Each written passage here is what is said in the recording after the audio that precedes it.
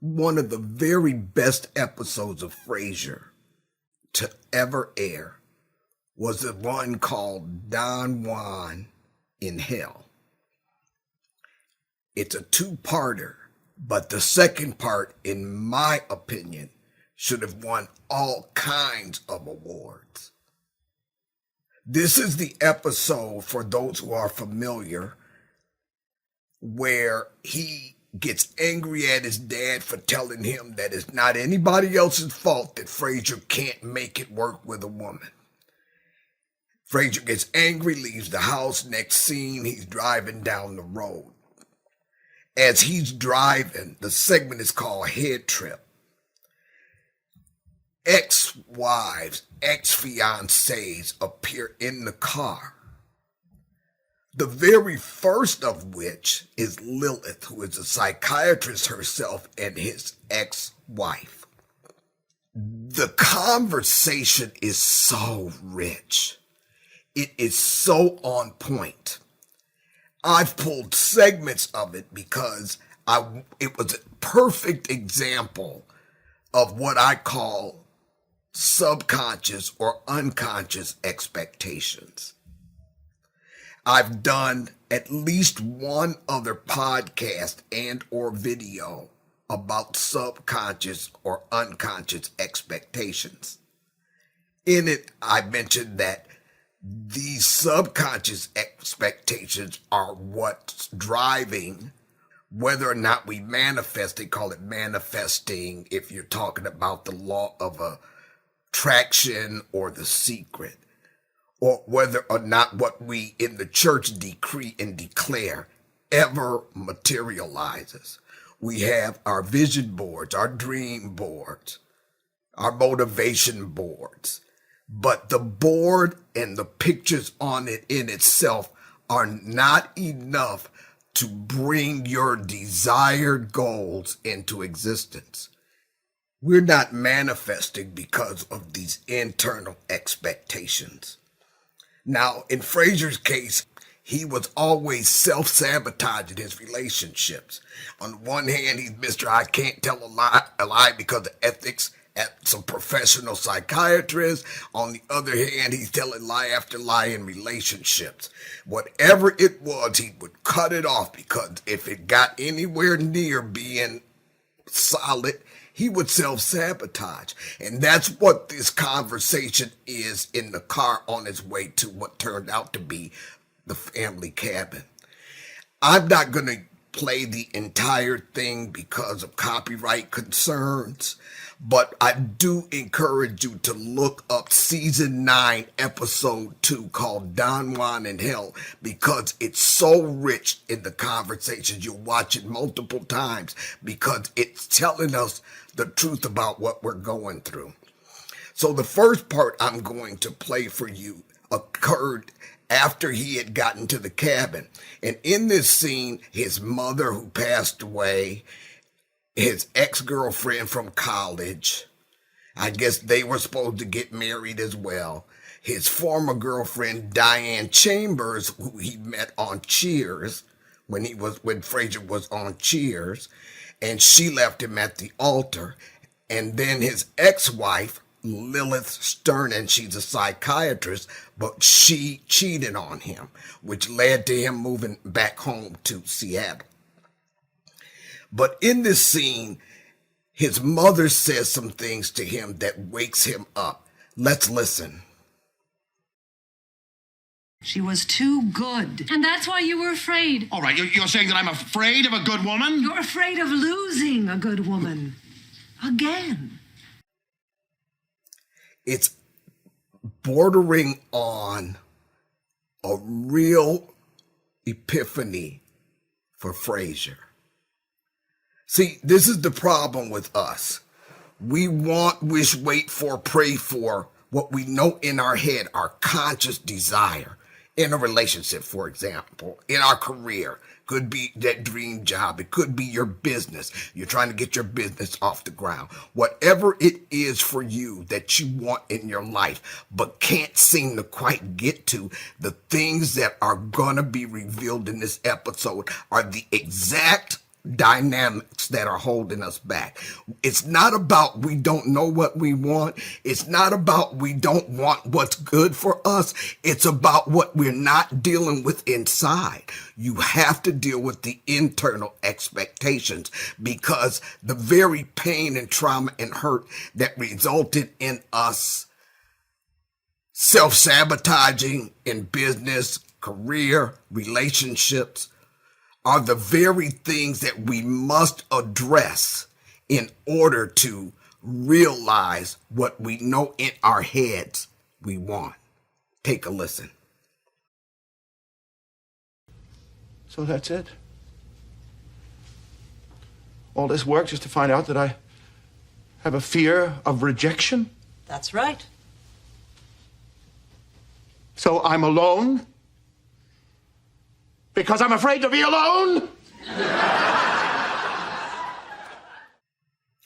We cannot keep dragging around the past.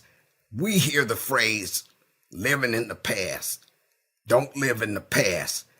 And if when we hear that, we could relate to exactly what that means for us specifically, then it would be a big epiphany for all of us as well. But a lot of times it's such a generic, generalized phrase, stop living in the past, that the very minute aspects of addressing that past are the things that we can't get to, because we're caught up in the cycle of protecting ourselves from what happened to us in the past. And by virtue of constantly protecting ourselves from what went on in the past, we're constantly in a state of expecting more of the same pain from the past. That's getting stuck in the past. That's living in the past. Let me try this again. Let me say this again, because it's really so simple that we could miss it. Our trauma brain has us on high alert at all given times. It's racking our minds. It's racking our very physical selves. It's causing us to be anxious all the time. Why? Because we're constantly in a state of alarm, so that we don't have to go through what we went through again. By virtue of focusing on what we went through in the past, which is where we are when we're hypervigilant, constantly trying not to go there again. By virtue of constantly focusing on that, we're drawing more of the very same thing into our lives, even if it comes down to our self-sabotaging ourselves. It's not so much about what other people are doing to us, which is what we're trying to protect ourselves from, not letting anybody else do that to us again. It's about what we're doing to ourselves in the process of protecting ourselves from what someone did to us in the past.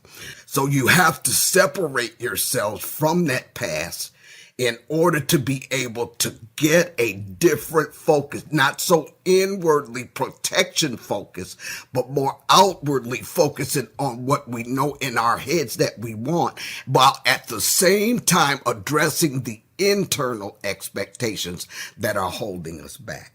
Let's go back to Frasier for just to the last segment that I want us to listen to. Don't feel too bad. You'll always have us, isn't that right, girl? right. You'll be That's crushing for your flight. All right, wait a minute! That's it. That's my problem. You are always there. I have carried you with me throughout every relationship, on every date. You pick apart the women I care about, and you remind me how much it'll hurt if I open myself up. You don't help me. You hold me back. How will I ever move forward if I don't put you behind me? Powerful.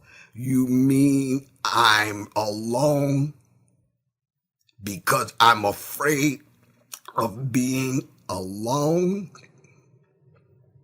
I cannot tell you how deep this episode is. For us to let go of the past, we have to face it. We have to turn around and face it. It's a process. Nothing happens. You can't decide, okay, today I'm going to face it. Okay. and then say, okay, now I faced it. Now I'm getting rid of it. That kind of stuff does not work. It's a process because the trauma has been so deeply ingrained in our hearts, in our souls, in our brains, that becomes the default setting. Just like your computer is set up to do certain actions when you hit the on button, it will automatically progress through these actions until you see something on your screen and can move forward. When we're stuck in these subconscious expectations, trying to protect ourselves from the past so that we don't deal with it in the future, we become so fearful that we are not open up to the future that we consciously want. So I want to encourage you to go watch Don, Juan, and Hell Part 2, Season 9, Episode 2 of Frasier. And you may watch it multiple times. And once you watch this show and kind of try to relate to it from your own perspective, down in the comments, I want you to tell me, one, what was the greatest thing that struck you about your own life as you watched that? And two, what advice do you have for others that are going through the same thing? Now remember, this is not just in relationships, anything that you want. What's on your vision board? What are the things on your vision board that you might have had for 2-3 years? And what things have you ever become frustrated with the fact that you're not getting there? Trust me, when we deal with our subconscious, our internal expectations, it goes a long way toward readjusting our focus so that we're looking outward. When people are training to run, whether it's in the Olympics, in high school or college, one thing that they're always taught is that you never look back over your shoulder. You don't look back. If you get that momentum, you keep looking forward toward the finish line. Why is that? Because every time, if you look back while you're running, we can't stay focused on where we're going looking over our shoulder, which is like looking at the past. So you can lose a millisecond looking over your shoulder at what was going on, and that millisecond can mean the difference between victory or defeat when you hit that finish line. They tell you not to do that. And that's the type of momentum we want to build in our own lives. Anyway, it's been wonderful coming back to you today. I'm Dr. Linda F. Williams. And always remember that your greatest power is realized in the truth of who you are.